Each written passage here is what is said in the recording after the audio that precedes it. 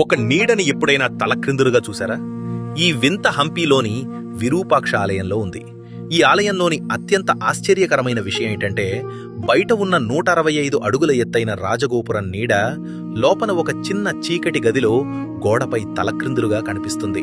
16వ శతాబ్దంలో దక్కన్ సుల్తానుల దాడిలో హంపీ నగరం మొత్తం నాశనమై శిథిలావస్థకు చేరిన విరూపాక్ష ఆలయం మాత్రం చెక్కుచెదరకుండా నిలిచింది. 17వ శతాబ్దంలో ఈ ఆలయాన్ని బిష్టప్పయ్య అనే శివభక్తుడు పునరుద్ధరించారు.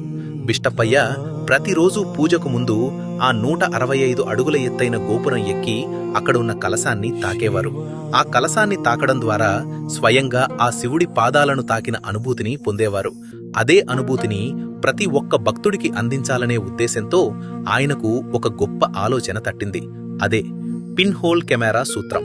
అనగా ఎటువంటి లెన్సులు లేదా విద్యుత్ లేకుండా కేవలం ఒక చిన్న రంధ్రం ద్వారా సూర్యకాంతి ప్రయాణించినప్పుడు గోపురం నీడ తలక్రిందులుగా ఒక చిన్న గోడ మీద పడేలా సృష్టించారు. అప్పటినుండి చిన్న పిల్లలతో సహా భక్తులందరూ ఆ నీడలోని కలశాన్ని తాకి మహాశివుణ్ణి స్మరించుకుంటున్నారు. 400 సంవత్సరాల నాటి ఈ అద్భుతం వెనుక ఆనాటి మన భారతీయుల విజ్ఞానంతో పాటు ఆ పరమశివుని లీలావిలాసం కూడా ఉందని భక్తుల నమ్మకం. మీ అభిప్రాయాన్ని కామెంట్స్లో తెలియజేయండి.